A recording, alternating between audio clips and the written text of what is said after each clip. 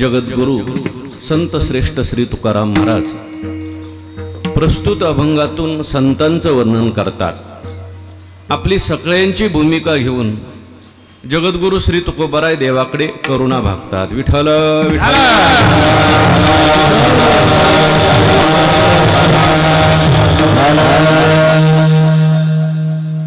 भगवान श्री पंढरीश पांडुरंग परमात्मा कैवल्य साम्राज्य चक्रवर्ती विश्व माऊली ज्ञानोबाराय संत श्रेष्ठ निवृत्तीनाथ महाराज जगद्गुरु श्री तुकोबाराय स्वानंद सुखनिवासी सद्गुरु जोग महाराज आदी करून सर्व संत मांदियाळी सर्व संतांच्या असीम अपार आणि अपूर्व अशा कृपानुग्रहामुळे पुण्यसलीला गोदावरी मातेच्या पावन तीरावर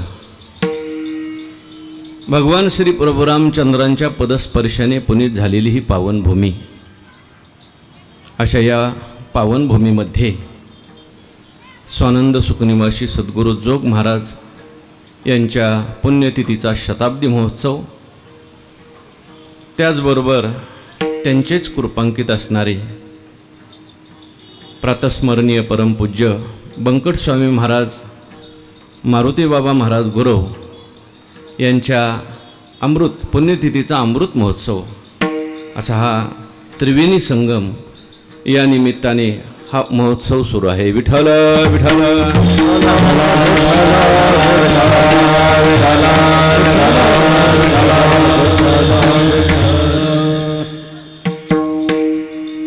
वारकरी शिक्षण संस्थेची गंगोत्री किंवा बंकट स्वामी महाराजांच्या चरित्राची गंगोत्री म्हणता येईल अशी ही इगतपुरी आहे आणि इगतपुरीचा आपला मठ आहे। इथूनच वारकरी शिक्षण संस्थेची गंगा प्रवाहित झाली। याच ठिकाणावरून बंकट स्वामी महाराजांनी प्रेरणा घेतली असा असणारा आपला इगतपुरीचा भजनी मठ आणि या मठाच्या माध्यमातून समस्त परिसरातील भाविक भक्त सर्वांच्या सहकार्याने सर्वांच्या प्रेमाने आपल्या सर्वांचं आदरस्थान परमपूज्य हरिभक्तिपरायण बाबांच्या कुशल अशा मार्गदर्शनाने त्याचबरोबर परमपूज्य पांडुरंग बाबा यांच्या उपस्थितीमध्ये हा भव्य आणि दिव्य महोत्सव संपन्न होत आहे। विठ्ठल विठ्ठल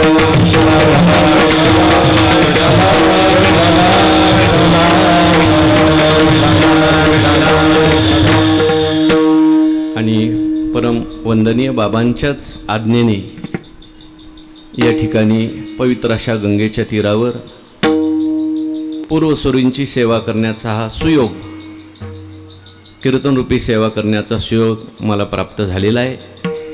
सर्वप्रथम या कीर्तनाकरता उपस्थित असलेली सर्व ज्येष्ठ श्रेष्ठ मंडळी परमवंदनीय बाबा या ठिकाणी उपस्थित आहेत। संस्थेचे सर्व आजी माजी गुरुबंधू या ठिकाणी उपस्थित आहेत। संस्थेच्या परंपरेतील जगद्गुरु श्री तुकोबाराय गुरुकुल अध्यापक गुरुबंधू सर्व उपस्थित आहेत। परिसरातून या ठिकाणी श्रवणाकरता आलेली सर्व ज्येष्ठ श्रेष्ठ मंडळी, संस्थेवर प्रेम करणारे, संस्थेच्या परंपरेवर प्रेम करणारी सगळी मंडळी, श्रोते सज्जन माता भगिनी सर्वांना मी वंदन करतो। विठ्ठल विठ्ठल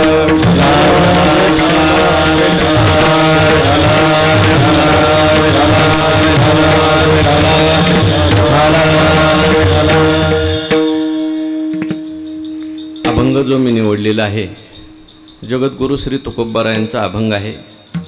तुकोबाराय या अभंगातून 3 चरणातून संतांचं वर्णन करतात आणि एका चरणामध्ये मात्र तुकोबारायांनी आपल्या सगळ्यांची भूमिका घेऊन भगवान परमात्म्याकडे प्रार्थना केलेली आहे।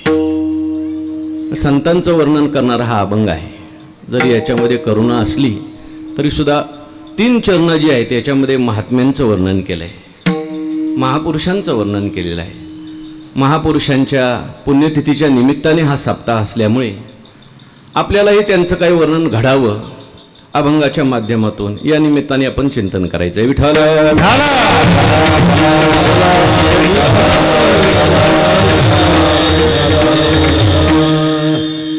का त्यांचं स्मरण करायचं, का त्यांचं चिंतन करायचं? हो, कारण ज्ञानोबारायांनी त्यांचं खूप वर्णन केलंय. ज्ञानोबाराय सांगतात, विपाय आठविला चित्ता तरी दे आपुली योग्यता, हे असो तया ते प्रशंसिता लाभो आती.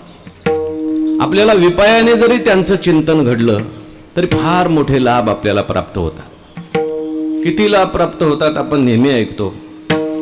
त्यांचं चिंतन केल्यानंतर जसं आरशात पाहिल्यानंतर आपण आपला चेहरा ठीक करतो, त्याप्रमाणे संतांचं चरित्र पाहिल्यानंतर आपल्याला आपलं जीवन ठीक करता येतं. हरपले आपण पे पावे, ते संता ते पाहता गेवसावे, मनोनी वानावे ऐकावे तेची सदा.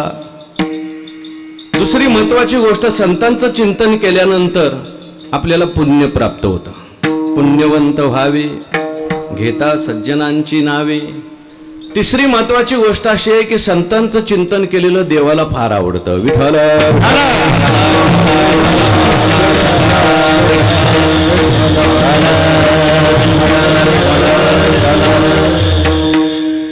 ज्ञानोबाराय म्हणतात, जयाचे नाव तीर्थ रावो, दर्शनी प्रशस्तीशी ठावो, जयाचे नि संगे ब्रह्म भावो भ्रांतासई. जेवढी काही मंडळी होऊन गेली, ज्यांचा उत्सव आपण संपन्न करत आहोत, ही सगळी तीर्थरूप मंडळी होऊन गेली. स्वानंद सुखनिवासी सद्गुरू जोग महाराज असतील, वैकुंठवासी परमवंदनीय परमपूज्य बंकट स्वामी महाराज असतील, किंवा परमवंदनीय मारुती बाबा असतील. फार सुंदर चरित्र आहे. मी आता येत असताना बंकट स्वामी महाराजांचं चरित्र वाचलं. अक्षरशः चरित्र वाचताना सुद्धा आपल्या अंगावर रोमांच उभे राहतात, असं दिव्य चरित्र आहे. विठ्ठल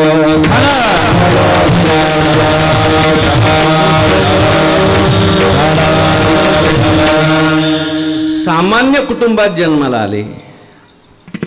वर्णन असं केलंय, जन्माला आले त्यावेळेस पांगळे जन्माला आले. म्हणजे जवळजवळ त्यांना सुरुवातीला 1-2 वर्ष चालताच येत नव्हतं. आई वडिलांना वाटलं हा मुलगा आता पांगळा आहे, काय आपल्या उपयोगाचा नाही. परंतु पुन्हा पाय व्यवस्थित झाले, चालायला लागले. चालायला लागल्यानंतर बालपण सगळं संघर्षामध्ये गेलं. जन्म जरी निनगुरला झालेला असला तरी निनगुरला त्यांना जास्त दिवस थांबता आलं नाही. वयाच्या 15व्या वर्षी घोटीला आले. घोटीला आल्यानंतर तिथे व्यापार म्हणजे एका वाण्याच्या दुकानामध्ये काम करायला सुरुवात केली. तिथंही व्यवस्थित त्या ठिकाणी मन रमलं नाही. योगायोगाने इगतपुरीला सद्गुरू जोग महाराज येत असत. लहानपणापासून बंकट स्वामी महाराजांना पकवाज वाजवण्याची कला अवगत होती आणि भजन म्हणण्याची कला अवगत होती. म्हणजे गुरामागे जात असताना भजन आणि पकवाज तयार केला होता. विठ्ठल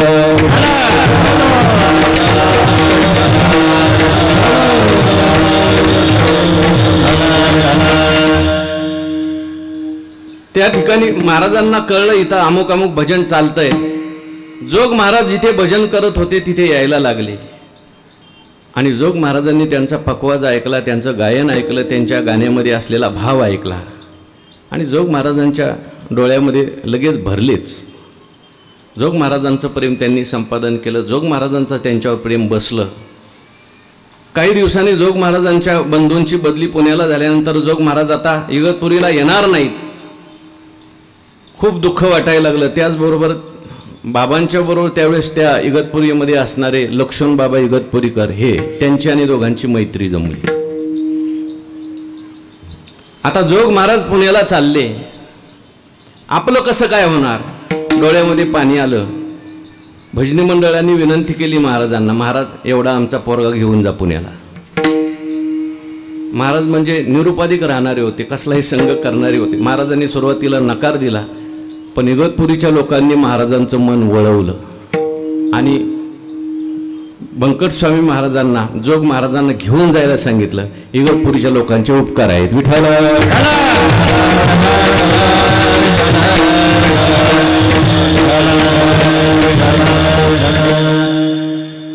रेल्वेमध्ये जात असताना देहू रोड स्टेशन आल्याबरोबर जोग महाराजांनी बंकट स्वामी महाराजांना भंडारा डोंगर दाखवला. रेल्वेतूनच वैकुंठवासी नथुसिंग बाबा सांगायचे आणि रेल्वेतून सांगितलं, तो भंडारा डोंगर दिसतोय ना, तिथे जा, अधिकार संपादन कर आणि मग माझ्याकडे पुण्याला ये. देहू रोड स्टेशनलाच उतरून दिलं खाली. बंकटस्वामी महाराज देहूला गेले, दर्शन घेतलं, भंडारा डोंगरावर गेले, साधना केली, नामस्मरण चिंतन त्याच्यावर त्यांचा खूप भर होता. आणि मग दर वद्य एकादशीला सद्गुरू जोग महाराज आळंदीला कीर्तना करता यायचे. मल्लाप्पा वास्कर यांच्या समाधी समोर जोग महाराजांचं कीर्तन व्हायचं. तिथं ही जोडी आली कीर्तना करता म्हणून. म्हणजे राहायचं भंडाऱ्यावर लक्ष्मण बाबा आणि बंकटस्वामी महाराज. तिथे साधना करायची, चिंतन करायचं. आणि दर वद्य एकादशीला माऊलीची वारी जोग महाराज येतात, मग आपणही कीर्तन ऐकायला जायचं. आणि कीर्तनामध्ये उत्कृष्ट चाली म्हणायच्या, पखवाज वाजवायचा. मग जोग महाराजांना वाटलं आता अधिकार सिद्ध झाला. पुण्यामध्ये बनेबा मास्तर होते भजनाचे प्रमुख, त्यांना महाराजांनी सांगितलं ही दोन्ही पोरं आपल्याकडे पुण्याला घ्या. विठ्ठल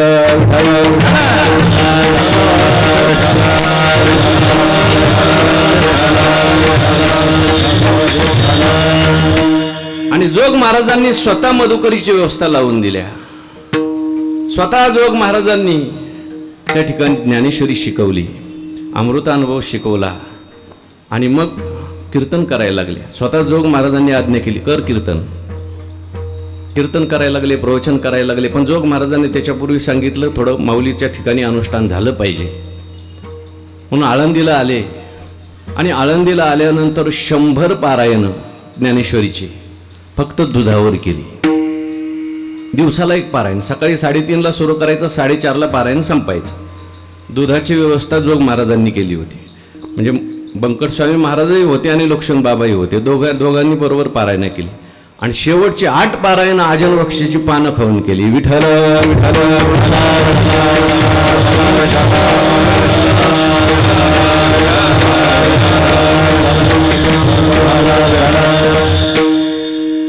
आणि मग पुढे प्रचार प्रसार करायला सुरुवात केली. सांगायचं तात्पर्य एवढं, असं ज्यांचं दिव्य चरित्र जोग महाराजांच्या सहवासामध्ये जे वाढले, जोग महाराजांची कृपा ज्यांनी संपादन केली, असे असणारे बंकटस्वामी महाराज, असेच असणारे वैकुंठवासी मारुतीबाबा गुरव, त्यांचा सुद्धा फार मोठा अधिकार. गृहस्थाश्रमामध्ये राहून सुद्धा तीव्र वैराग्य. ज्यांनी आळंदीला माऊलीच्या आजनवृक्षाखाली त्या ठिकाणी ज्ञानेश्वरी सांगावी, पारायण करावीत, सद्गुरू जोग महाराजांना संस्था काढण्याचा आग्रह ज्या लोकांनी धरला, त्याच्यामध्ये प्रमुख जर कोण असतील तर वैकुंठवासी मारुती बाबा गुरव आहेत. विठ्ठल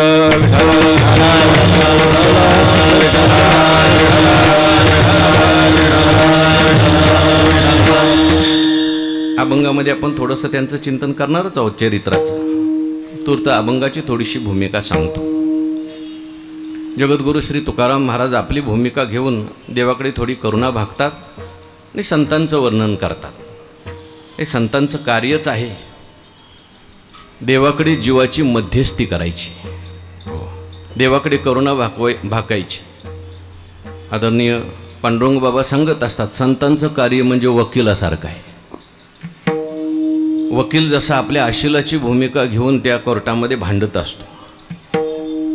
चांगला जर वकील असेल तर वाया गेलेली केस असली तरी जिंकून दाखवतो. आणि चांगला वकील नसेल तर जिंकत आलेली केस वायाला जाते. वाल्या कोळ्याची केस वायाला गेलेली केस होती, पण नारद महर्षी वकिलांच्या हातामध्ये सापडली. रामायणामध्ये सुग्रीवाचं वर्णन आलंय. तर रामप्रभूंची भूमी आहे, थोडंसं रामायणाचं चिंतन आपण करू. सुग्रीवाचं वर्णन आलंय. सुग्रीव म्हणजे भित्रा मनुष्य, सुग्रीव म्हणजे अज्ञानी मनुष्य, सुग्रीव म्हणजे विषयी जीव. पण असं असताना सुद्धा सुग्रीवाचा उद्धार झाला, त्याला एकच कारण, पर भगवान हनुमंतरायांनी मध्यस्थी केली. विठ्ठल विठ्ठल त्याला धरलं. कदाचित देवाने हाताला धरल्यानंतर उद्धार होईल की नाही सांगता येत नाही, पण संतांनी हाताला धरल्यानंतर उद्धार झाल्याशिवाय राहत नाही. भागवतात अशी अनेक उदाहरणं आहेत की ज्यांना देवाचा साक्षात्कार झाला पण उद्धार नाही झाला. देव भेटले पण थोडीशी त्रुटी जीवनामध्ये राहिली, पण ज्यांना संत भेटले त्यांचा मात्र उद्धार झालेलाच आहे असं आपल्याला पाहायला मिळतं. सुग्रीवाचं मी सांगत होतो. वर्णन असं आलं रामायणामध्ये, जेव्हा भगवान श्री प्रभू रामचंद्र आणि श्री लक्ष्मणजी ऋषिमुख पर्वताकडे जायला निघाले. हा सुग्रीव ऋषमुख पर्वतावर बसलेला होता. लांबून प्रभू येत असताना त्याने पाहिले. आता देव येत असताना पाहिल्यानंतर आनंद व्हायला पाहिजे, सुख वाटायला पाहिजे, पण याला भीती वाटायला लागली. म्हणजे देव येत असताना देव जवळ आला तरी सुद्धा माणसाला देवाची ओळख नसेल तर भीती वाटू शकते. घाबरला. हनुमंतरायांना बोलवलं आणि सांगितलं, अरे हनुमंता, माझ्यावर विश्वास नाही, कोणावर विश्वास नाही, फक्त तुमच्यावर विश्वास आहे. समोरून 2 माणसं येतात. मला असं वाटतं हे मला मारायला माझ्या भावाने वालीने पाठवलेली दिसतात. तुम्ही तिथे जा, त्यांची ओळख करून घ्या आणि मला तिथूनच इशारा करा, म्हणजे इकडून मी पळून जातो म्हणे. हनुमंतरायाने हात जोडले आणि सांगितलं, अरे सुग्रीवा, असा उलटा विचार का करतो? असा तू का विचार करत नाही? मला मदत करायला 2 माणसं येत असतील. माणसाने नेहमी सुलटा विचार करावा, उलटा करू नये. विठ्ठल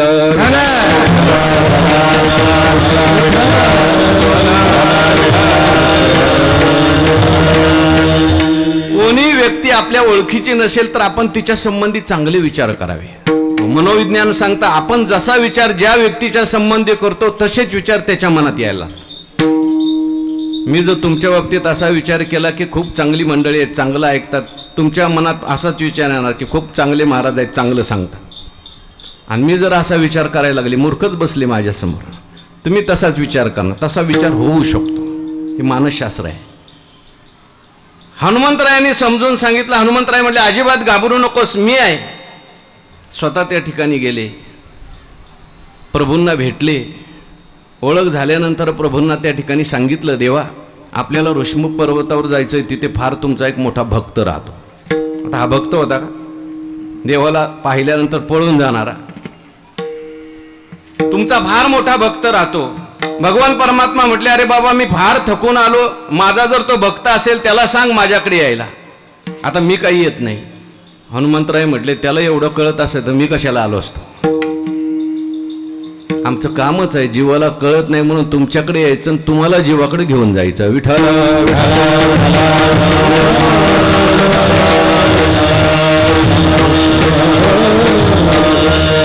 आणि हनुमंतरायांनी ते काम केलं. लक्षात ठेवा, हनुमंतराय स्वतः गेले, भगवंताला घेऊन गेले, अग्नी पेटवला, देवाचा हात घेतला, जीवाचा म्हणजे सुग्रीवाचा हात घेतला आणि अग्नीच्या साक्षीने सांगितलं, देवा, आजपासून याचं दुःख ते तुमचं दुःख, याचं सुख ते तुमचं सुख.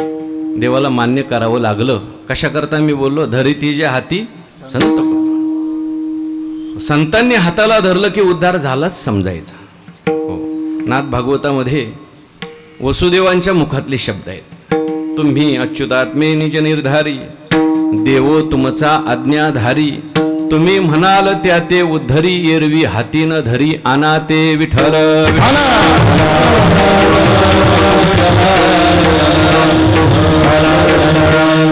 मी कशा करता सांगतोय, थोडीशी अभंगाची भूमिका. वैकुंठवासी मामासाहेब दांडेकर यांनी अभंगावर चिंतन लिहिलंय, ही भूमिका सांगितलेली आहे. मामांनी तिथे एक उदाहरण दिलंय. मामांनी असं उदाहरण दिलं, एखादा मनुष्य फोनवर बोलत असेल तर समोरचा काय बोलतोय त्याच्यावरून आपल्याला फोनवर पलीकडचा मनुष्य काय बोलत असला पाहिजे याचा अंदाज करता येतो. तसं तुकोबारायांचे जे शब्द आहेत याच्यातून नेमकी तुकोबारायांच्या अभंगाची भूमिका काय असली पाहिजे याचं थोडं अनुमान आपल्याला करता येतं. तुकोबारायांच्या अभंगाचं पहिलं चरण पाहून काय घडलं असावं त्याचा अनुमान आपल्याला करायचं आहे. प्रसंग असा घडलेला असावा असं मामांनीच लिहिलंय की तुकोबाराय भगवान परमात्म्याकडे गेले आणि तुकोबारायांनी भगवान परमात्म्याला हात जोडले असावेत आपली सगळ्यांची मध्यस्थी करण्याकरता. देवा, या सगळ्या लोकांचा तुम्ही उद्धार करा. विठ्ठल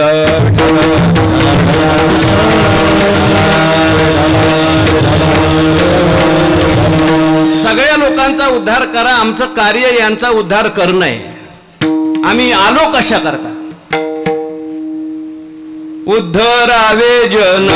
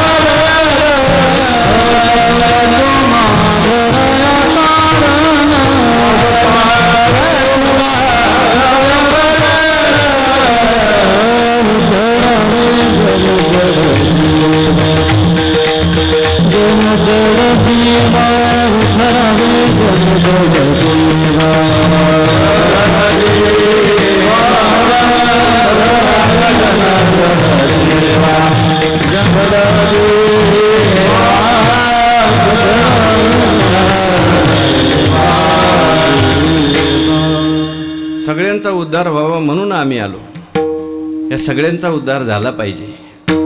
कदाचित भगवान परमात्मा तुकोबारायला म्हटले असावे, अहो सगळ्यांचा उद्धार करणं कसं काही शक्य आहे?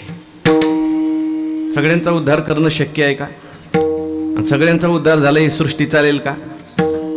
सृष्टीच्या सुरुवातीला भगवंत म्हणतात की मी एक संकल्प करत असतो.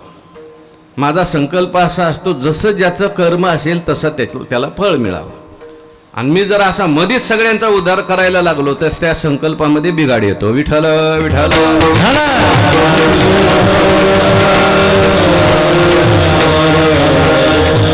मीच संकल्प करायचा, पुन्हा मीच संकल्प बदलायचा, हे योग्य नाही. तुकोबाराय म्हटले ते काही करा, घटना दुरुस्ती करा, पण करा सगळ्यांचा उद्धार. तेव्हा तुकाराम महाराजांना भगवान परमात्मा म्हटले, तुकाराम महाराज सगळ्यांचा उद्धार होणं शक्य नाही, कारण सगळ्यांना उद्धाराची इच्छा सुद्धा नाही. सगळ्यांनाच उद्धाराची इच्छा असते का? नाही उद्धाराची इच्छा. आणि सगळ्यांना उद्धाराची इच्छा असते तर सगळ्यांनी उद्धाराकरता प्रयत्न केले असते. ज्ञानोबाराय म्हणतात, सांगे पोय पंखीचे किडे काय चिळशी घेते.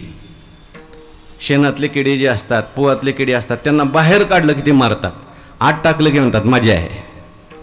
तुका मने खातडवासी अमृतासी नोळके, अमृतासी नोळके, अमृतासी नोळके.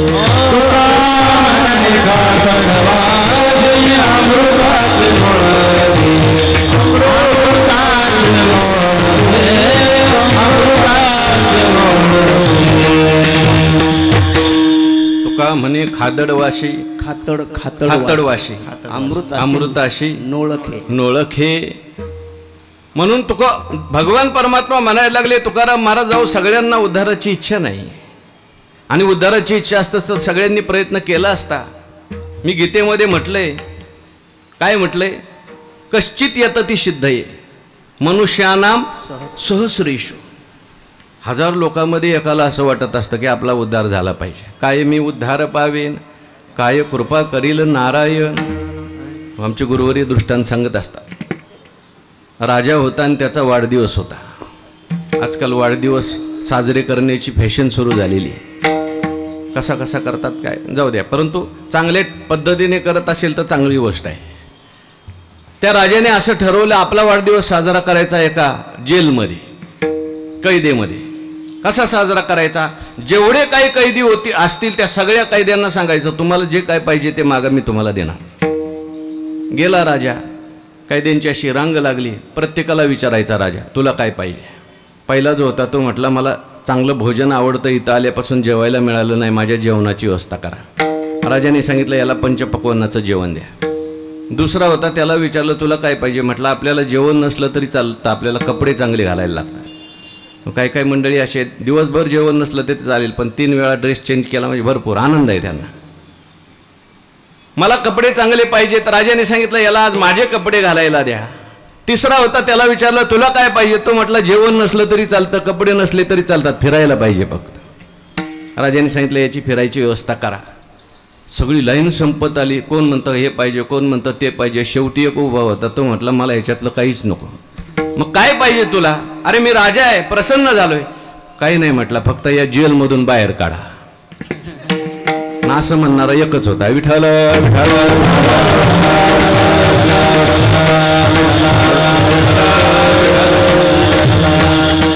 बहुतेक अगोदरच्या नंबरवाले जास्त आहेत.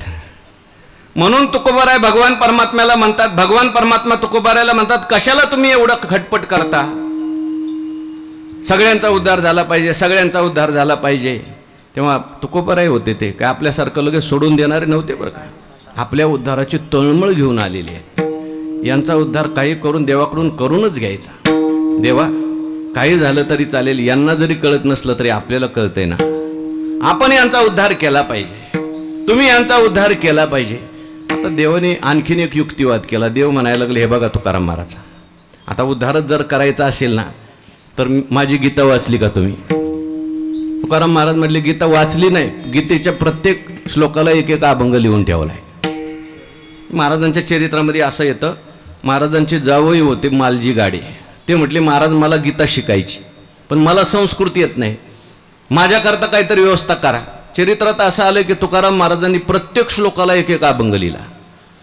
अजून आपल्याला नाही पाहायला मिळाली ती, पण लिहिली तुकाराम महाराजांनी. माझी गीता तुम्ही वाचली का? अहो तुकाराम महाराज म्हटले, वाचली काय, माझी पाठ आहे संपूर्ण गीता.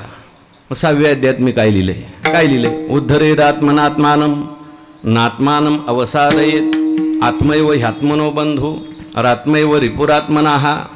भगवान परमात्मा त्या ठिकाणी तिथे असा उपदेश करतात की ज्याने त्यानेच आपला उद्धार करून घ्यायचा आहे. शेवटी तुकोबाराय विचार करायला लागले, आता 10:30 वाजायला आले, कुठपर्यंत देवाबरोबर आपण वाद घालत बसणार? आणि देवाने सुद्धा तुकाराम महाराजांना सांगितलं, तुकाराम महाराज हे बघा, मी सांगितलं ना, ज्याचा त्याने उद्धार करा, मी थोडंफार सहकार्य करील. मी तुम्हाला काही उदाहरणं सांगतो. पूर्वी एक लहानसा मुलगा होऊन गेला, वडिलांनी त्याला मांडीवर बसू दिलं नाही म्हणून तो आईच्या उपदेशाने वनात गेला. 5 महिन्यात त्यांनी माझी प्राप्ती करून घेतली. कोण? ध्रुवबा. दुसरं एक तुम्हाला मी उदाहरण सांगतो. एक बालक तर दैत्य कुळात जन्माला आला. विठ्ठल विठ्ठल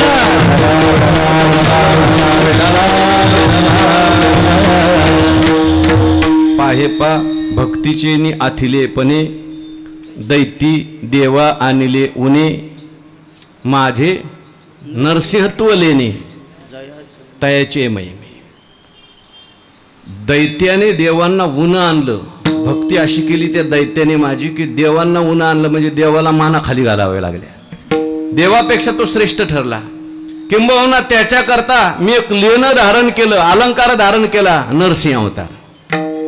हो, तो प्रल्हाद उगा मजसाठी घेता भोवते सदा किरीटी का म्या द्यावे त्या गोष्टी तयाची जोडे. ज्ञानोबाराय सांगतात, भगवान परमात्मा सांगतात, तो प्रल्हाद गा मजसाठी. हो, त्या प्रल्हादाचं घेता भोवते सदा किरीटी. अनेक लोकांनी माझी उपासना केलीच नाही, भगवान परमात्मा म्हणतात, त्या प्रल्हादाची उपासना केली आणि माझ्या उपासनेने जे मिळतं ते त्यांना आपोआप मिळालं. विठ्ठल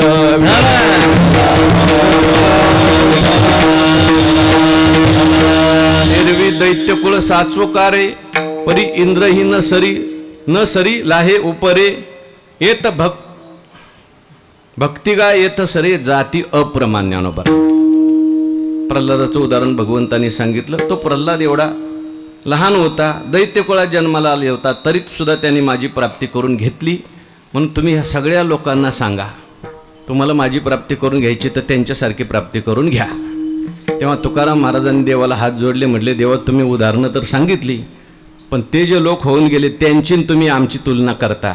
एकी केली हातो फळी ठाया बळी पावले. ठाया शब्द वापरला तुकाराम महाराजांनी. ते ठाया म्हणजे मुक्कामाला जाऊन पोचले, साध्यापर्यंत जाऊन पोचले. हा मुक्काम नेमका कोणता आहे? आणि त्याच्याकरता हे जे जाऊन पोचले ते बळी होते, त्यांच्याकडे बळ कोणतं होतं? आणि तुम्ही करुणा का भागता? विठ्ठल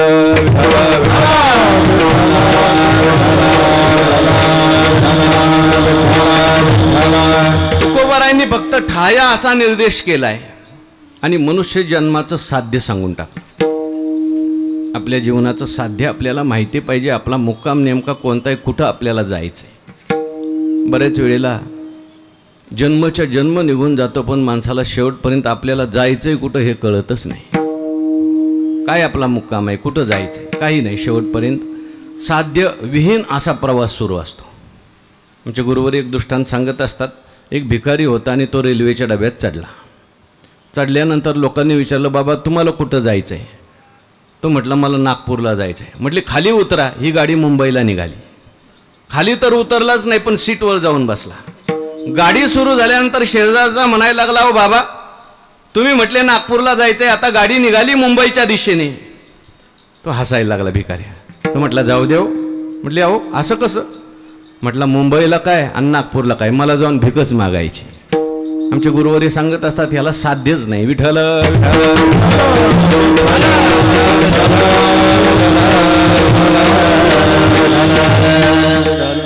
तसं आपल्याला कोणत्या मुक्कामाला जायचंय, कारण आपला हा मुक्काम खरा मुक्काम नाही बरं का.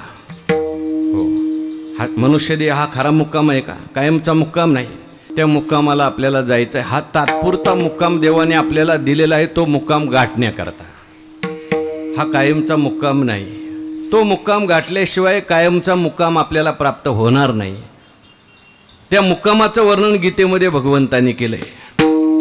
तत्पदम तत्परिमार्गितव्यम यस्मिन् गता न निवर्तन्ति भूयः तमेव चाद्यं पुरुषं प्रपद्ये यत प्रवृत्ती प्रसृता पुराणी. पण त्या मुक्कामाला जाणं एवढं सोपं नाही. भगवंतांनी त्याच्या पुढे सगळी आचारसंहिता सांगितली कसं जायचं. या श्लोकावर फार ओव्या सुंदर लिहिल्या ज्ञानोबारांनी. पै भव स्वर्गा उभगले मुमुक्षु योग ज्ञाना वळघले पुढती नयो या निघाले पैजा जेत. हा पैजा शब्द आहे ना, पैजा म्हणजे हातोपळी. विठ्ठल विठ्ठल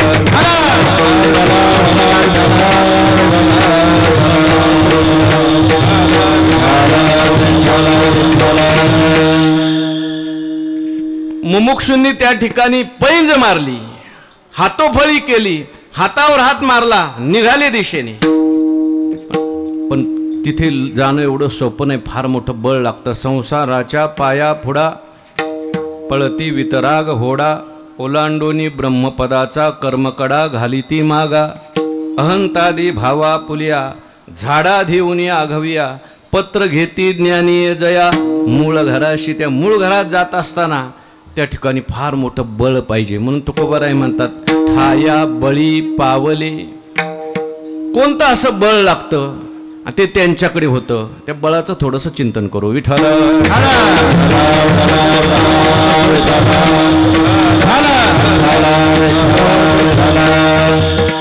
बलाचा विचार करत असताना सर्वप्रथम शारीरिक बळ येतं.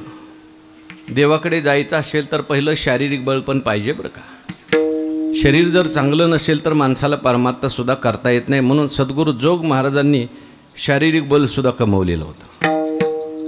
जोग महाराजांच्या चरित्रामध्ये आले किती शारीरिक बळ महाराजांच्याकडे. लहानपणापासूनच महाराजांच्यावर आपल्या बंधूंचा प्रभाव होता.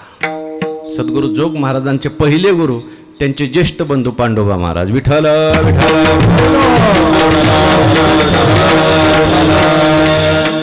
ज्याप्रमाणे ज्ञानेश्वर महाराजांना घरातच निवृत्तीनाथ महाराज मिळाले, तसे सद्गुरू जोग महाराजांना घरातच पांडोबा महाराज मिळाले. पांडोबा महाराज सुद्धा नैष्टिक ब्रह्मचारी होते. पांडोबा महाराज ईश्वर भक्त होते आणि त्या काळातले फार मोठे पैलवान पांडोबा महाराज होते. आणखीन एके ठिकाणी मला वाटतं 4था अभंग आहे. भावेविन भक्ती भक्तीविन मुक्ती बळीविन शक्ती बोलू नये. माणसाने बळ असल्याशिवाय शक्तीच्या गोष्टी बोलू नये. मी ह्याव करील आणि मी त्याव करील, काय बळ काहीच नाही. फुंकर मारली तर उडून जाईल. कशाला बोलतो बाबा. तसं ज्ञानोबाराय सांगतात माणसाकडे भाव असेल तर माणसाने भक्तीच्या गोष्टी बोलाव्या. प्रेम नसेल आणि भक्तीच्या गोष्टी बोलत असेल काय उपयोग नाही. विठ्ठल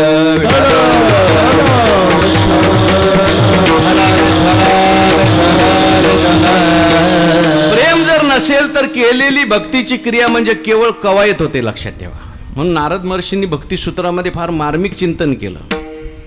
नारद महर्षींनी इतरांची मतं सांगत असताना केवळ क्रिया म्हणजे भक्ती सांगितली नाही. पूजा दिशु अनुरागा इति पाराशर्याः. नारद महर्षी म्हणतात व्यास महर्षींचं मत मी तुम्हाला सांगतो. पूजा करणं म्हणजे भक्ती नाही सांगितलं. पूजा दिशु अनुरागा म्हणजे पूजेमध्ये असणारं प्रेम ही भक्ती आहे. प्रेमरहित पूजा ही भक्ती आहे. नुसतं प्रेमरहित असेल तर ती पूजा असेल तर ती भक्तीत जमा होणार नाही, ती कर्मकांडात जमा होते. पुढे म्हणतात कथादिषु इति गर्गाः म्हणजे कथादिषु अनुरागा इति गर्गाः. नुसती कथा करणं कीर्तन करणं म्हणजे भक्ती नाही. नारद महर्षी म्हणतात त्याच्यामध्ये प्रेम निर्माण होणं, प्रेम सहित कथा भक्ती. विठ्ठल विठ्ठल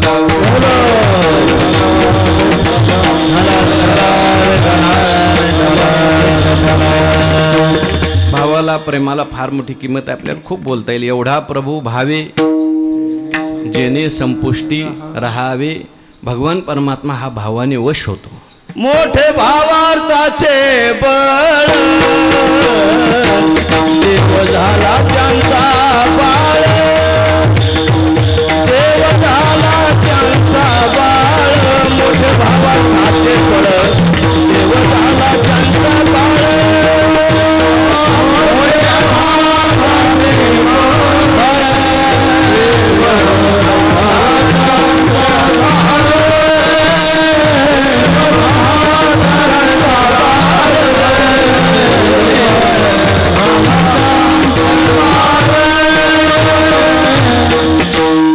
या मोठ्या मंडळींच्याकडे फार मोठा भाव होता. सद्गुरू जोग महाराजांचा भाव जर आपण पाहिला तर निश्चिम भाव भगवान परमात्मा, पांडुरंगावरती निश्चिम भाव. काही मंडळींनी सत्यनारायण, मुंबईमध्ये सत्यनारायणाच्या पूजा केल्या आणि शेवटचं आता पूजेची सांगता करायची, कीर्तन ठेवायचं. काही मंडळी म्हटली आपल्याला कोणाचं कीर्तन ठेवायचं? जोग महाराजांचं ठेवायचं. जोग महाराजांना विचारायला कोण जाणार? हो, मामांनी असं लिहिलंय चरित्रामध्ये किंवा बंकर स्वामींच्या चरित्रामध्ये असं आलंय, ही सगळी मंडळी जरी जोग महाराजांच्याकडे राहत होती तरी जोग महाराजांना विचारायचं जर काय असेल बंकर स्वामीला पुढं करायचे. विठ्ठल विठ्ठल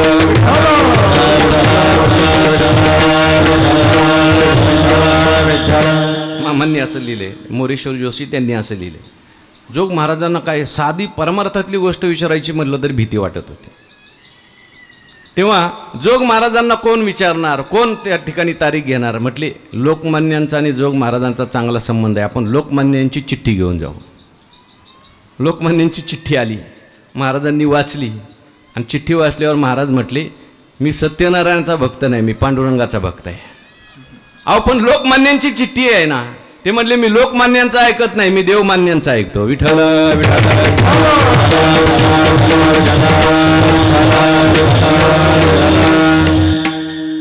सही जरी करायची असेल तरी आपल्या सहीच्या खाली जोग महाराज पंढरीचा वारकरी असं लिहित असत, बाकी काही लिहित नव्हते. म्हणजे भाव सांगतोय मी, जेवढा भाव पांडुरंगावर तेवढाच भाव माऊलींच्यावर होता. राहुरीला गेले, योगाभ्यास करत असताना एक नाडीचा ठोका कमी पडायला लागला. महाराजांना असं वाटलं आता आपण लवकर जाणार. आले आणि माऊलींजवळ धरणं धरलं आजन वृक्षाखाली. आणि तेव्हाच उठले जेव्हा माऊलींनी वरदहस्त ठेवला आणि सांगितलं कीर्तन प्रवचन करा. विठ्ठल विठ्ठल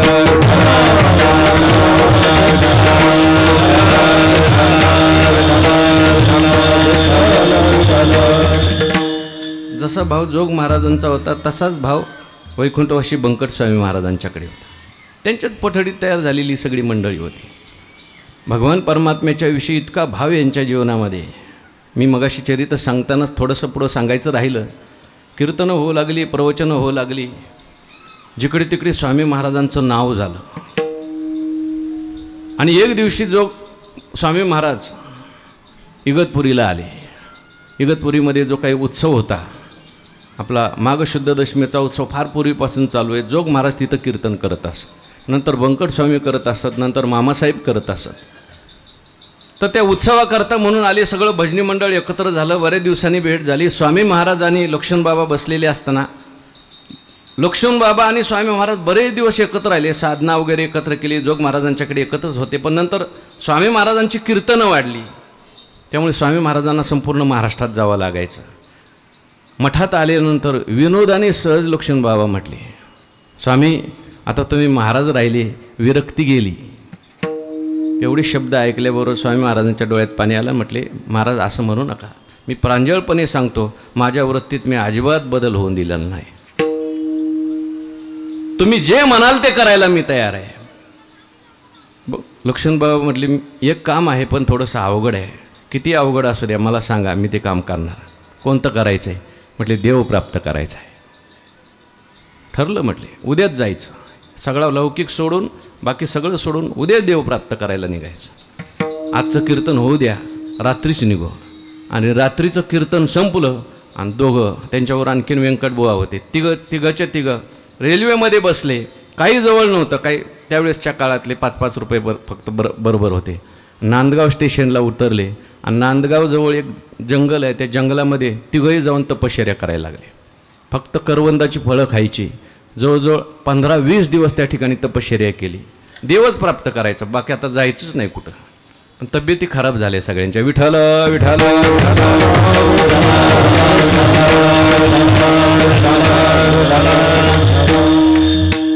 स्वामी महाराजांच्या जीवनामध्ये एवढा मोठा भाव होता. उपवास आणि उपासना चरित्रामध्ये असं लिहिलं, ह्या प्रिय गोष्टी दोन. म्हणजे काही काळ झाला की लगे 2-3 महिने स्वामी महाराज असे मौनात जायचे किंवा उपासना करत बसायचे. कुठेतरी जाऊन लक्ष्मण बाबांना घेऊन करायचे उपासना. पंढरपूरला 21 दिवस काही न खाता अनुष्ठान केलं पांडुरंगाच्या ओरीमध्ये. शेवटी पांडुरंगाचा प्रसाद प्राप्त करून घेतला तेव्हाच उठले. विठ्ठल विठ्ठल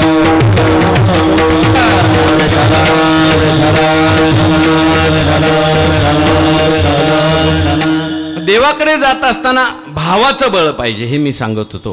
हो, एकी केली हातोफळी ठाया बळी पावले. पण नुसता भाव असून चालत नाही बरं का. त्या भावाला विवेकाचा अधिष्ठान असावं लागतं. हो, विवेकासहित तो भाव असावा लागतो. 16व्या अध्यायामध्ये हा विषय आला. 17व्या अध्यायाच्या सुरुवातीलाच. 16व्या अध्यायाच्या शेवटी भगवंतांनी जेव्हा सांगितलं तस्मात् शास्त्रम प्रमाणन्ते, अर्जुनाने 17व्या अध्यायाच्या सुरुवातीलाच प्रश्न केला, देवा शास्त्रे वाचून एके प्राणिया स्वमोक्ष न देखे ऐसा का कै पक्षे बोलिलाशी. देवा शास्त्र वाचून उद्धार होणार नाही असं जे तुम्ही म्हणताय, कसं काय बोलता? शास्त्र कळणं एवढं सोपं आहे का? बरं शास्त्र सांगणारे तरी आता राहिले का? फार कठीण गोष्ट आहे. सगळ्यांची बुद्धी तेवढी तल्लक असते का? आणि मग तुम्ही म्हणता शास्त्राशिवाय उद्धार नाही. आमच्या श्रद्धावाल्यांचं काय? विठ्ठल विठ्ठल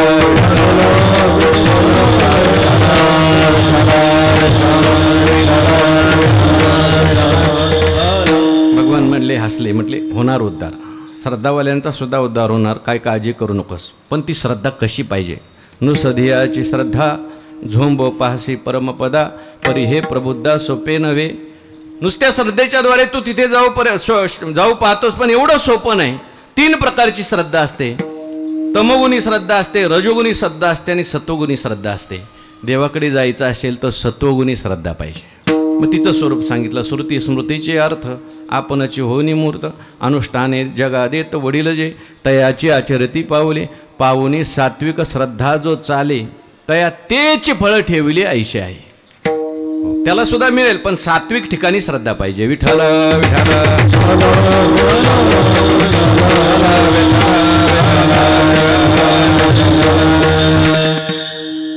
मार्ग दावून गेली आधी दयानिधी संतते. म्हणून विवेकाचं बळ सुद्धा पाहिजे. विवेक जर नसेल तर केवळ श्रद्धा जी असते ती दिशाहीन होते. विठ्ठल विठ्ठल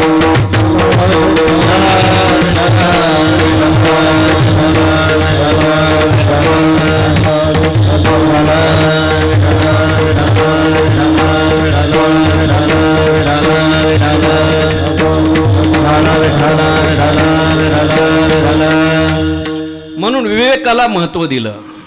विवेकाचंही स्वरूप आहे. नित्य काय, अनित्य काय, खरं काय, खोटं काय. ज्या देवाची मी उपासना करतो त्या देवाचं नेमकं स्वरूप काय, माझं नेमकं स्वरूप काय, जी मी भक्ती करतोय, भाव ठेवतोय, त्या भावाचंही स्वरूप काय. विठ्ठल विठ्ठल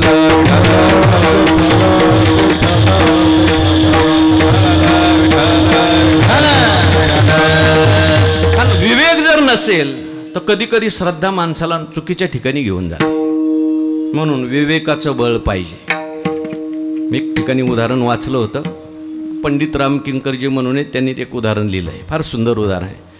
त्यांनी असं उदाहरण सांगितलं की एका ठिकाणी पूर्वीच्या काळामध्ये ती रामायण नावाची मालिका चालत होती. आणि रामायण मालिका चालत असताना सगळे लोक ती मालिका पाहायचे. तर एकदा काय झालं, त्या एका गावामध्ये त्या रामायणामध्ये रामाचं पात्र करणारा जो अभिनेता होता तो त्या चित्रीकरणाकरता आला. म्हणजे दुसऱ्या कुठल्या तरी पिक्चरच्या शूटिंग करता तो आला. गावातल्या लोकांची सगळ्या भावना अशी की आपल्या गावात कोण आला? राम आला. आता तो काय राम म्हणून आला होता का? पण भावना जी असते मग ती कोणतं रूप धारण करील काय सांगता येत नाही. मंदिरामध्ये बघा तुम्ही, दर्शनाला जर लोक चाललेले असतील, भावनेचा जर उद्रेक झाला, लहान लहान बाळं असतात, म्हातारे असतात, काही विचार करत नाही, त्यांना तुडवतात. मेले तरी चालतील पण आम्हाला दर्शन झालं पाहिजे. विठ्ठल विठ्ठल विठ्ठल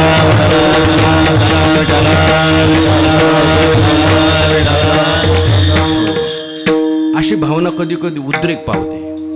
सगळ्या लोकांनी त्या ठिकाणी ते पोलिसांचं कडं तोडलं, कंपाऊंड तोडलं, दरवाजा तोडला आणि रामाला भेटायला गेले. आता राम आतमध्ये सिगरेट पीत बसलेला होता. तो खरा राम आहे का? इथे भावनेला किंमत आहे का विवेकाला किंमत आहे? तो चित्रपटामध्ये राम असेल पण असा वैयक्तिक याच्यात राम नाहीये. विठ्ठल विठ्ठल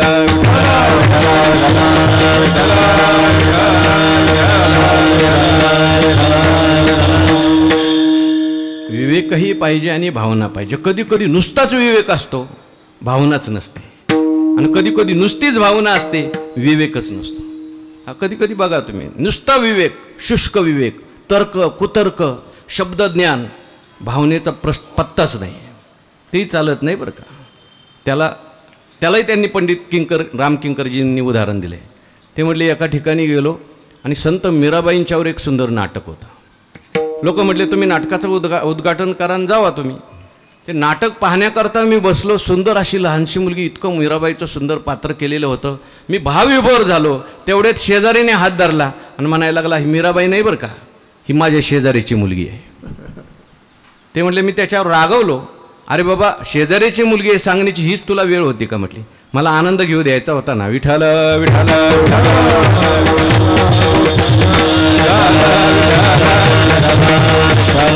कधी कधी असा शुष्क विवेक माणसाच्या भावनेला तडा पाडतो, आणि कधी कधी विवेकरहित भावना जी असते नको त्या ठिकाणी जाते. म्हणून दोन्हींचा समन्वय, आपली जी परंपरा आहे, आपल्या वारकरी शिक्षण संस्थेची परंपरा आहे, ह्याच्यात दोन्हीचा समन्वय आहे. सगळी मंडळी यांचा अमृतानुभव तेवढाच तयार आणि यांची वारीवर निष्ठा तेवढीच. विठ्ठल विठ्ठल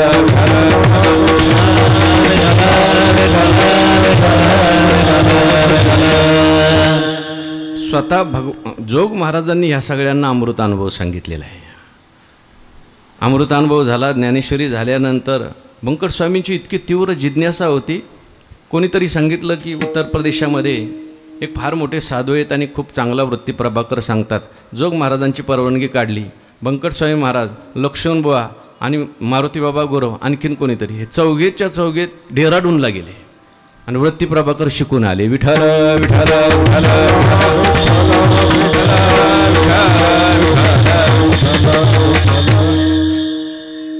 असा वेदांत सांगत होते बंकट स्वामी महाराज.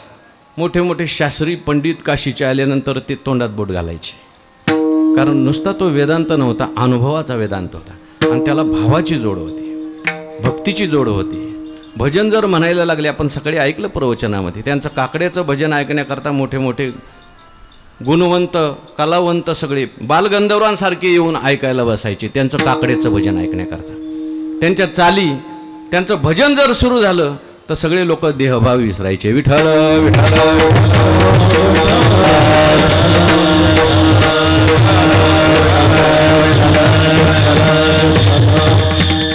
आज आपण जेवढे वारकरी संप्रदायामध्ये जुन्या चाली म्हटल्या जातात ती सगळी देण कोणाची असेल? बंकट स्वामी महाराजांची.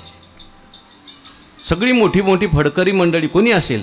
हो, पंढरपूरला असताना मी केशव महाराज नामदास, परमपूज्य केशव महाराज नामदास सहज चर्चा केली. महाराजांना म्हटलं, एवढ्या गोड चाली तुम्ही म्हणता, कशा काय, कुठून आल्या या चाली? त्यांनी सांगितलं, आमचे वडील बंकट स्वामी बरोबर भजनाला जायचे, बंकट स्वामीच्या या सगळ्या चाली आहेत. विठ्ठल विठ्ठल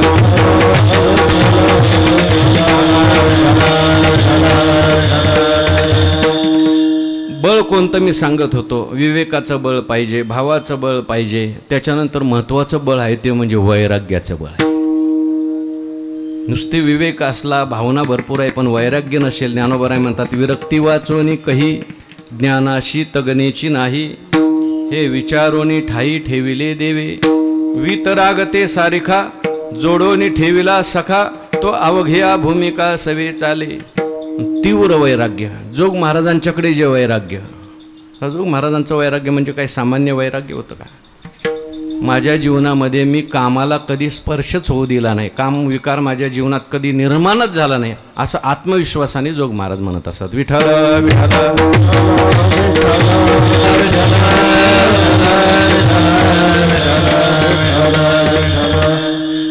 आणि म्हणून जसा जोग महाराजांचा वैराग्याचा प्रकार होता तसाच बंकट स्वामी महाराजांचा तीव्र वैराग्य जोग महाराजांसारखंच. नैष्टिक ब्रह्मचारी राहिले. लक्ष्मणबाबा सुद्धा नैष्टिक ब्रह्मचारी राहिले, तीव्र वैराग्य लक्ष्मणबाबांचं सुद्धा.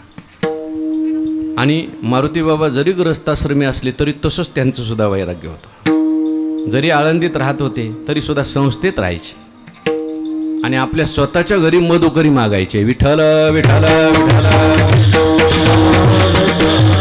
त्यांचं ते शरीर पाहिलं, मधुकरी आणण्याकरता कधी कधी गेल्यानंतर पत्नी वाढण्याकरता यायच्या. पत्नीच्या डोळ्यात दोन आसरू यायचे. आपलाच पती आपल्या घरी मधुकरी मागायला आला, आसरू येतील नाही तर काय होईल. आसरू पाहायचे आणि सांगायचे रडू नको, 2 भाकरी जास्त वाढ, विठ्ठल विठ्ठल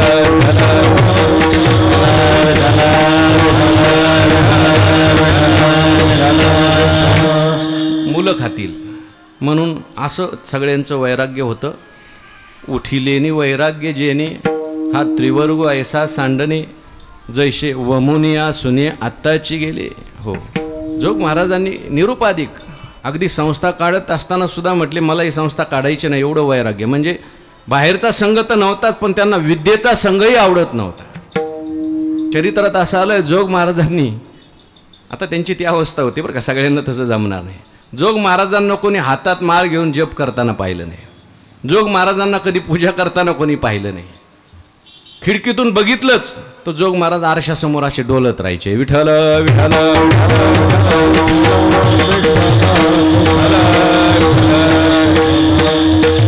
सगळं पहिलंच झालेलं आहे त्यांचं, केलं नाही असा अर्थ नाही, लक्षात ठेवा. महाराज म्हणायचे मी स्वतः गेल्या जन्मी माऊलीच्या पालखीचा भोई होतो, जन्मभर पालखी वागवली म्हणून मला ही स्थिती प्राप्त झाली, विठ्ठल विठ्ठल.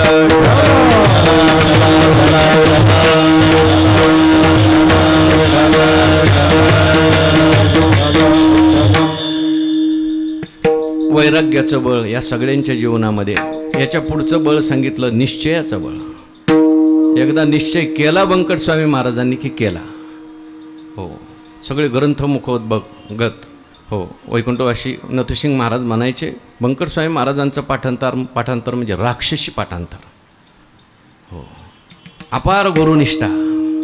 चरित्रामध्ये असं आलंय की इथेच एकदा कुठंतरी पटांगणावर जोग महाराजांचं कीर्तन सुरू होतं आणि जोग महाराजांचं कीर्तन सुरू असताना कीर्तनामध्ये बंकट स्वामी महाराजांच्याकडे महाराज पाहायचे. पाहिलं की प्रमाण आलंच पाहिजे तुकोबारायांचं. एकदा काय झालं, प्रमाण जोग महाराजांनी कीर्तनात विचारलं आणि बंकट स्वामी महाराजांना ते आठवलं नाही. जोग महाराज रागवले, म्हटले नुसता पाठी आहेस. असं म्हटल्यानंतर काहीच परिणाम नाही झाला. पण ऐकणारे होते, त्याच्यामध्ये गद्रे वकील नावाचे जोग महाराजांचे एकदम स्नेह होते. ते कीर्तन संपल्यानंतर महाराजांचं दर्शन घेतलं आणि म्हटले महाराज तुम्ही बंकट स्वामी महाराजांना बोलले. बंकट स्वामी महाराज सगळ्यांचं श्रद्धास्थान आहेत आणि त्यांना तुम्ही कीर्तनात पाठ्या आहेस म्हटले. पाठ्या म्हणजे नुसता पाठांतर करणार आहेस, योग्य नाही केलं. त्यांना एकांतात जाऊन तुम्ही बोलायला पाहिजे होतं, त्यांचा अपमान झाला. ते गद्रे वकिलांना जोग महाराज म्हटले तुम्ही बंकट स्वामी महाराजांना विचारा त्यांची काय प्रतिक्रिया आहे. बंकट स्वामी महाराजांच्याकडे वकील गेले आणि म्हणायला लागले का हो तुम्हाला महाराज असं बोलले, काय वाटलं का? मी म्हटले, ते म्हटले माझ्या लक्षातही नाही महाराज बोललेले, विठ्ठल विठ्ठल.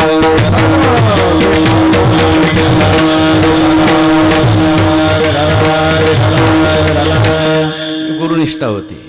हो, ते तपश्चर्या केली बंकट स्वामी महाराजांनी आणि लक्ष्मणबाबांनी. तपश्चर्या केल्यानंतर तीर्थयात्रा केल्या महाराजांना न विचारता, बरं का. महाराजांना न विचारता ते विचारून डेहराडूनला गेले. डेहराडून आल्यानंतर परत तिकडे आलेच नाही. तीर्थयात्रा अमुक तमुक करत बसले, तपश्चर्या करत बसले एकांतामध्ये. आणि हे सगळं केल्यानंतर जोग महाराज निरोप पाठवायचे. जोग महाराजांची एवढी आवडते होती, महाराजांना यांच्याशिवाय करमत नव्हतं. लवकर या लवकर या. पण ही सगळी मंडळी तीर्थयात्रा वगैरे करत बसली. जोग महाराज त्यावेळेस रागवले. आता जोग महाराज आपल्याला परत घेतील का अशी भीती वाटायची. पण जोग महाराजांच्याकडे पुण्यात गेले, वारीला म्हणून गेले. आणि वारीला गेल्यानंतर जोग महाराजांचं दर्शन केलं. दर्शन केल्यानंतर मग रडले, आमचं चुकलं म्हटले, आम्ही तुम्हाला सोडायला नव्हतं पाहिजे, विठ्ठल.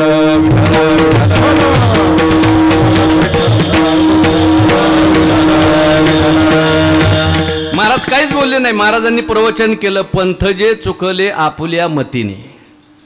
म्हणजे आपल्या मतीने परमार्थ केला ना तर त्याच्यात त्रास जास्त आहे. मग त्यांनी तेव्हापासून ठरवलं आता जोग महाराजांना विचारूनच सगळ्या गोष्टी करायच्या. सगळे सारखे असतात का? हाताची 5 बोटं सारखी आहेत का? समाजामध्ये काही लोक जे असतात ते स्वस्त असतात आणि काही लोक जे असतात ते रोगी असतात. स्वस्त माणसाला जी आपण वागणूक देतो ती रोग्यांना देतो का? एखादा अपंग असेल, अपंगाला आपण तशीच वागणूक देतो का? सगळ्यांसाठी देतो तशी नाही देत. अपंगाच्या विषयी सहानुभूती असते, रोगी असेल त्याच्याविषयी सहानुभूती असते. तसं तुकाराम महाराज म्हणतात, देवा ते बाकीचे सगळे बलवान होते, स्वस्थ होते, आम्ही सगळे पेशंट आहोत, रोगी आहोत. आमच्याकडे जरा त्या दृष्टीने बघा. हल्ली बघा तुम्ही, सरकारसुद्धा त्यांची स्वतंत्र व्यवस्था करतं. रेल्वेमध्ये सुद्धा त्यांना स्वतंत्र डबा, त्यांच्या तिकीट काढायची लाईनसुद्धा स्वतंत्र आहे, दिव्यांगाकरता असं लिहिलेलं असतं. तर त्यांना अपंगसुद्धा म्हणायचं नाही, तो गुन्हा मानला जातो. त्याच्यात त्यांची हेळणा होते. म्हणून त्यांच्याकरता स्वतंत्र लाईन असते, त्यांना स्वतंत्र बसायचा डबा असतो. तसं तुकाराम महाराज म्हणतात, बाकीचे सगळे आहेत ना ते बलवान होते, आपल्या शक्तीवर देवा ते तुमच्यापर्यंत येऊन पोचले, पण आम्ही सगळे बलवान नाहीत. आम्ही तुमची करुणा बघतो, आम्हालाही घेऊन चला. विठ्ठल विठ्ठल.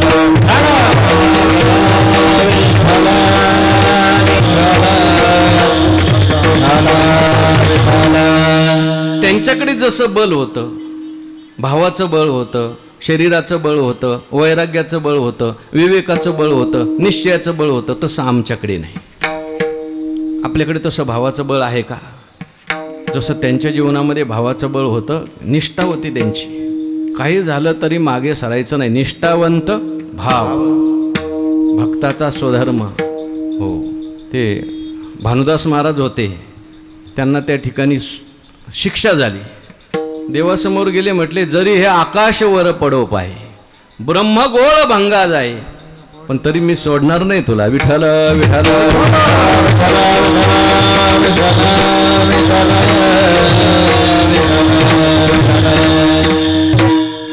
त्यांची निष्ठा होती आणि आपली हो निष्ठा नाही, निष्ठा निष्ठी आहे सगळी.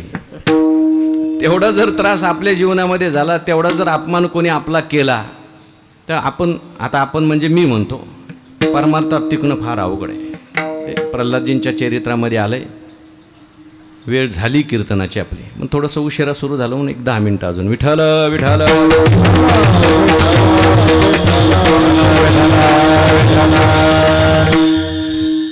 बाबांचा हा सगळा बाबांच्या मार्गदर्शनाने चालू असलेला उत्सव आहे. आणि पूर्वीची जी लोक आहेत त्यांची शिस्त फार प्रिय आहे.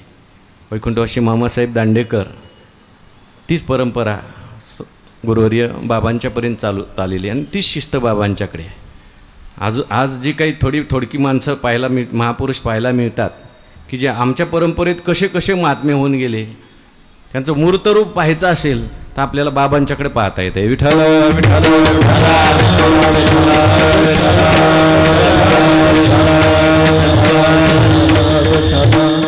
कोणीतरी परवा सांगितलं, मीडियावाले आले होते बाबा, म्हणजे बाबा म्हटले तुला काय विचारायचे ते विचार, मला जे सांगायचं ते मी सांगणार आहे.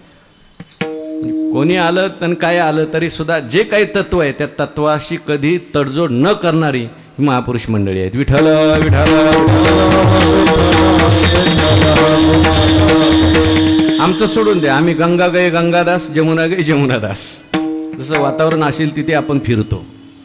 परंतु ही मंडळी, जोग महाराज म्हणजे जोग महाराजच, बंकटस्वामी महाराज म्हणजे बंकटस्वामी महाराज, ह्यांची जी परंपरा आहे, त्यांची जी निष्ठा आहे, ती निष्ठा टिकून ठेवलेली ही मंडळी. बाबा असतील, पांडुरंग बाबा असतील, आमच्या संस्थेचे सगळी गुरुजन मंडळी असतील, आमचे बोधे बाबा असतील. विठ्ठल विठ्ठल.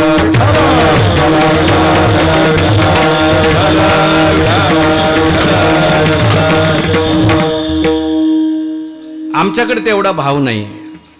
अल्पभाव, अल्पमती, अल्पायुष्य नाही हाती, अपराधाची ओळलो मूर्ती, अहो वेद मूर्ती परियेसा. देवा आमच्याकडे त्यापैकी कोणतंच बळ नाही, पण जरी बळ नसलं तरी आम्ही तुमची करुणा भागतो. अशी आई असते, आईला 2 मुलं असतात, एक मोठा मुलगा असतो आणि एक लहान मुलगा असतो. मोठ्या मुलाला भूक लागली तर तो घरामध्ये जातो, खायचं काही दिसलं नाही किचनमध्ये तर तो एखाद्या खुर्चीवर चढतो, वरचा डबा काढतो, डब्यातले लाडू काढतो आणि तो खायला सुरुवात करतो. लहान मुलगा तिथेच खेळत असतो, तो पाहतो आपला दादा लाडू खायला लागला. मग लहान मुलगा काय करतो, दादाकडे पाहतो, पण दादा काय त्याला देत नाही, दादा एकटाच खातो. तेव्हा मग लहान मुलगा काय करतो, रडायला सुरुवात करतो. रडायला लागला मुलगा, आई कुठंतरी लांब काम करत असते, त्या आईच्या लक्षात येतं, पोराला भूक लागलेली दिसते, धावत पळत येते आल्यानंतर त्या मुलाकडे पाहते, त्या दादाकडे पाहते. म्हटले काय रे दाद्या, तू लाडू खातून ह्याला द्यायला काय झालं? तो दाद्या म्हणला एकच होता. म्हणजे असं का? बरं बरं. त्या पोराला उचलते आई, आतल्या घरात जाते आणि दुसऱ्या एका डब्यामध्ये साजूक तुपाचे लाडू असतात, ते लाडू काढते आणि आपल्या हाताने त्या छोट्याच्या तोंडामध्ये घालते. धाकुट्याच्या घास मुखी घाली माता, वरी करी सत्ता शहाणी आहे. त्याप्रमाणे तुकाराम महाराज म्हणतात ते सगळे शहाणे आहेत आणि आम्ही धाकुटे आहोत. विठ्ठल विठ्ठल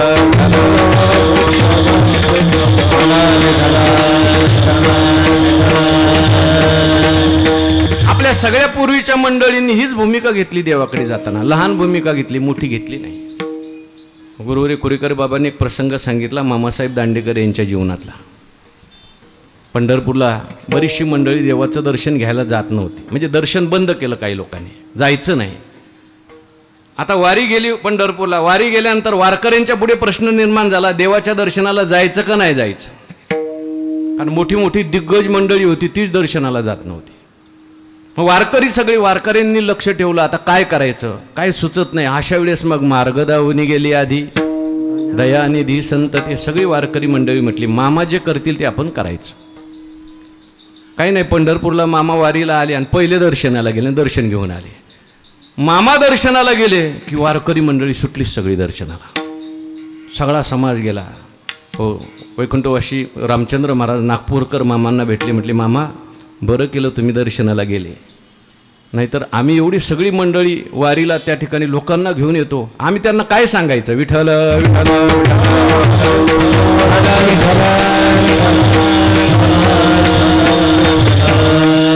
पण तत्कालीन लोकांनी सभा घेतली आणि मामांना त्या ठिकाणी जाब विचारला, आम्ही सगळे दर्शनाला गेलो नाही, तुम्ही कसे दर्शनाला गेले, का दर्शनाला गेले?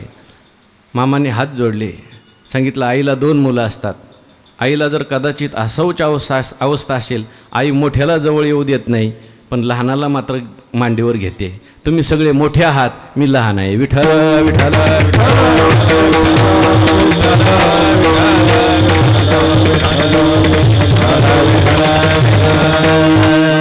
तुकोबाराय देवाला हात जोडतात, देवा ही सगळी मोठी मुलं आहेत, ती बलवान आहेत, ते गेले कारण ते बलवान होते, त्यांनी काळाची पायरी केली. पावटणी केला काळ, जया बळ होते ते.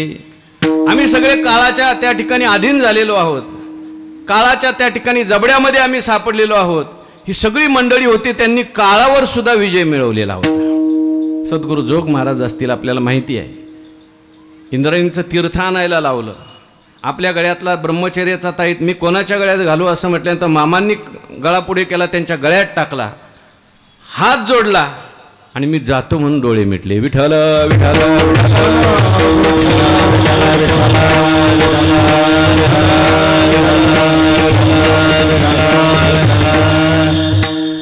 पंचमहाभूतावर यांचा विजय, काळावर यांचा विजय. बंकटस्वामीच्या चरित्रामध्ये कथा आली, कोणीतरी एक भाविक होता, शिंदे गवळी होता, आणि महाराजांच्या दर्शनाला गेला. म्हटलं महाराज तुम्ही सार्थ ज्ञानेश्वरी छापली असं मी ऐकलं, मला प्रसाद म्हणून द्या ना ज्ञानेश्वरी. महाराजांनी लगेच ज्ञानेश्वरी आपल्या जवळची घेतली आणि प्रसाद म्हणून त्या शिंदे यांना दिली. चरित्रात आलंय, दुर्दैवाने ते ज्या झोपडीत राहत होते त्या झोपडीला आग लागली, झोपडीमध्ये असलेलं शेतीचं लोखंडी सामान जळून गेलं, पण ज्ञानेश्वरी जळाली नाही. ती ज्ञानेश्वरी आजही निनगुरला पाहायला मिळते. म्हणजे पंचमहाभूतावर त्यांची सत्ता होती. प्लेगची साथ आली, कॉलराची का प्लेगची साथ आली, त्याच्यामध्ये त्यांचा निनगुरचा एक अत्यंत निकटवर्ती भक्त होता, महाराजांच्या नेहमी सेवेमध्ये असणारा सुंदरराव म्हणून. एवढा मोठा गोळा झाला त्याला, सगळे लोक म्हणायला लागले मरणार आता आहे. महाराज गेले, गोळ्यावर हात फिरवला, सांगितले सुंदरराव एवढ्या लवकर निनगुर सोडणार नाहीत, काही काळजी करू नका. काहीच झालं नाही, ते व्यवस्थित झाले. विठ्ठल विठ्ठल.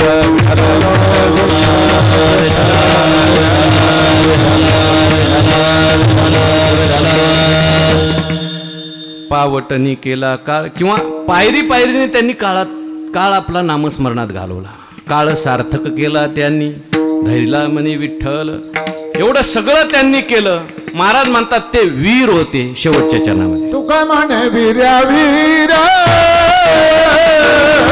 तुका म्हणे वीर्या वीर, तुका म्हणे वीर्या वीर, तुका म्हणे वीर्या वीर.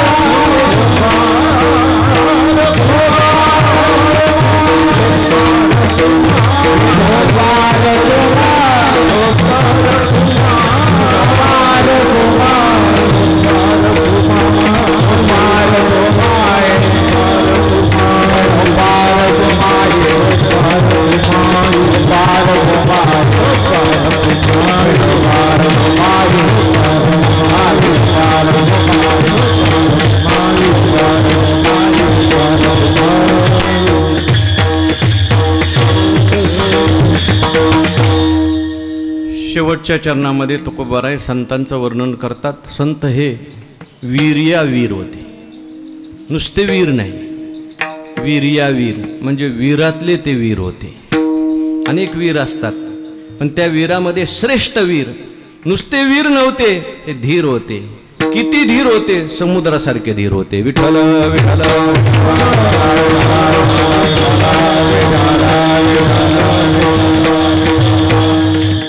वीरांचे काही प्रकार आहेत. काही त्यागवीर असतात, काही दयावीर असतात, काही विद्यावीर असतात, काही धर्मवीर असतात, काही शौर्यवीर असतात.